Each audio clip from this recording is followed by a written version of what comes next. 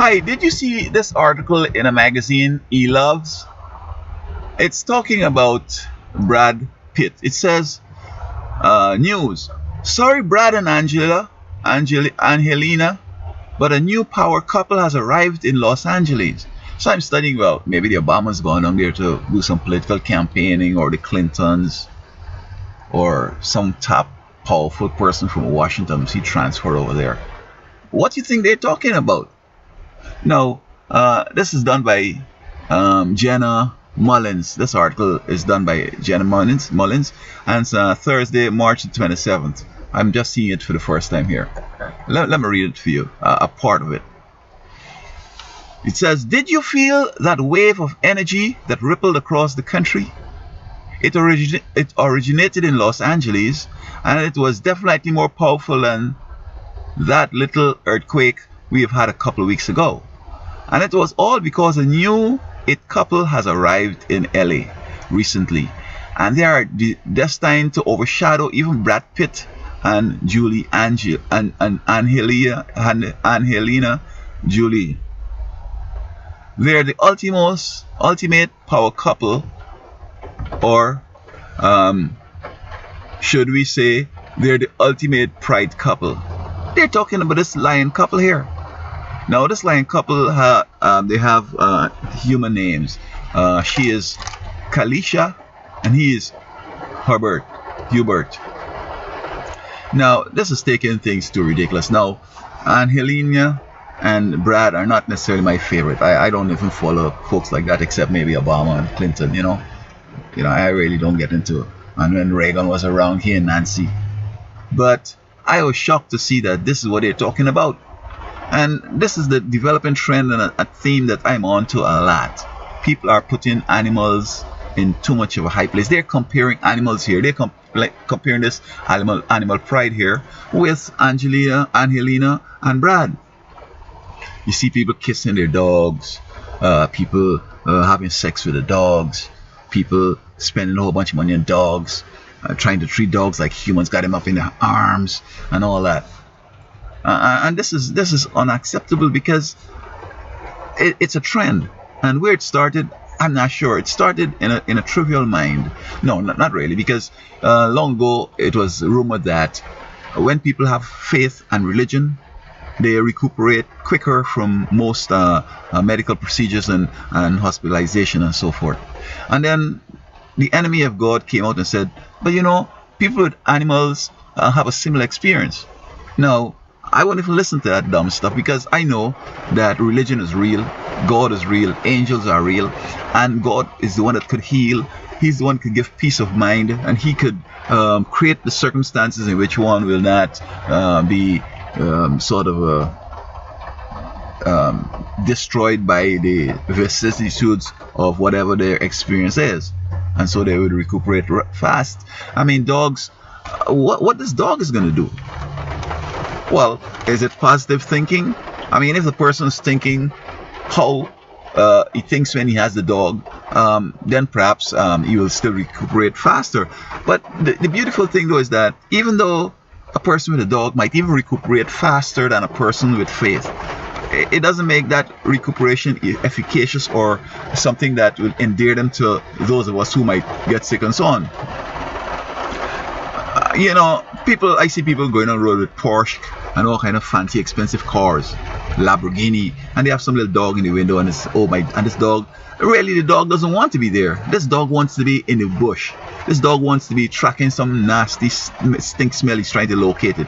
He wants a frog that was run over by some big dog and by some big car. It's flat. He wants to get that dig for his girlfriend. He wants to roll up in some carcass that's smelling in the forest, or then go and hook up with this girl, and this girl gonna say, licking him up and say, man, you smell so good. I can make some pups with you now.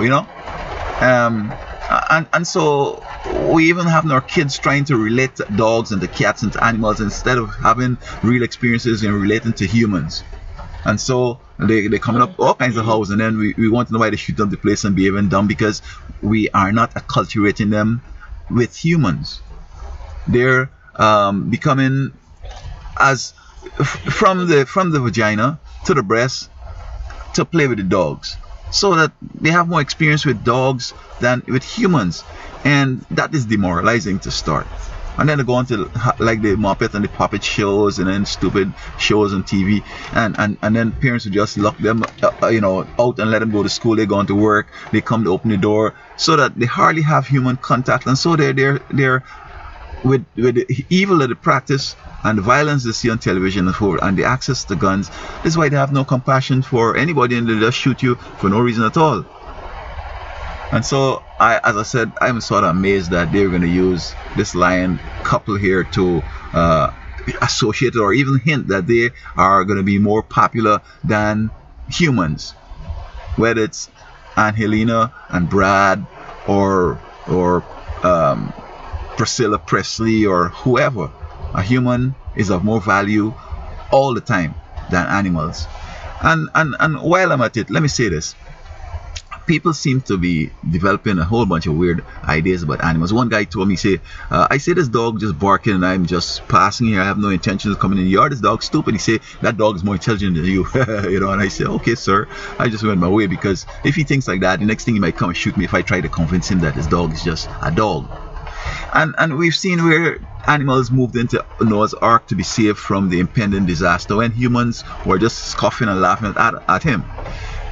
And many people would record that when before there was an eruption of a volcano or some catastrophic earthquake and so on, the animals were behaving and moving out of the way and going here, and then bam, they have this disaster. Why don't we follow the animals? They even talk about how the butterflies normally know how to migrate down to Mexico and to Southern California when it's wintering up north. And birds fly and do the migration thing from Alaska way down to Chile or wherever. But they don't understand what's happening there. Because they're dumb, because they're just animals and they don't have minds to think, God works in ways to protect them, as it were. So an angel would come and create a wind lift and get the butterflies to rise, but then some will stay back and they will get killed in the winter. Birds that stay back, they might be in need of food because all the grains and whatever are kind of frozen up. They can or not non-existent, and so they have to be going into people's houses or do whatever. But if they had followed the directions of God and gone south, everything would have been good. But so God is the one that led the animals into Noah's Ark. It's not there in the wisdom say, you know what, we feel in our bones, we see into the clouds that it's going to burst and all that, water and all this, let's go into the ark. No. A lot of them weren't allowed to go in because he didn't want to save all the animals. He just chose a certain number of the clean ones, a majority of them, and I think it were 7, and of the unclean pairs, just 1 pair. I hope I'm remembering correctly. It is in in Genesis up there.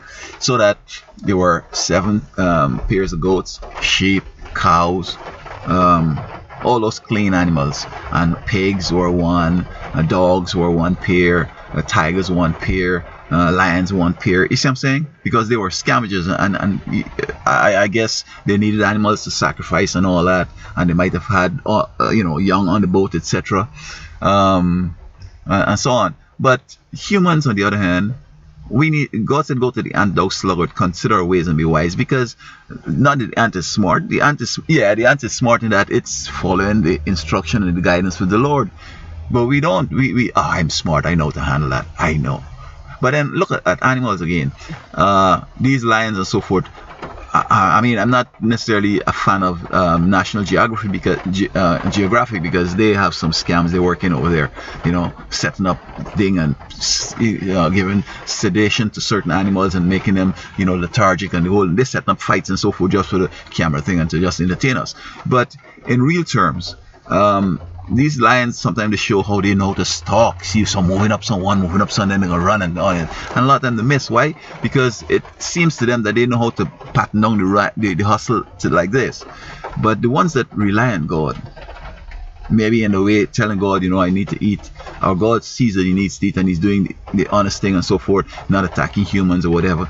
And God will create an opportunity for him to get maybe a young, maybe a diseased one, but he's gonna eat and he's gonna be okay. But when they start thinking like, yeah, I know how to hustle, and we're gonna go, with the wind, go down from the wind, the wind is blowing towards them as opposed to the wind blowing away from them, blowing the scent to scare the animals, you know what I mean, and stuff like that.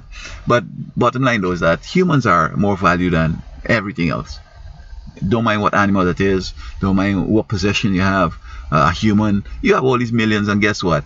You're sick and it's not gonna call 911 for you. Hello. But you could have a Down syndrome child. He's gonna call 911 if you train him correct. He's gonna bring you pills for your diabetes, whatever. You can't get up, you fall down, call the ambulance. You know what I mean? So I think that this article here was a disrespect to the human person. But then on the other hand, maybe this person thinks that it's a great article because that's all he knows. And perhaps also some other people might think, wow, that's so neat. Yeah. But as far as I'm concerned, I think it's just trivial, and we need to give humans respect.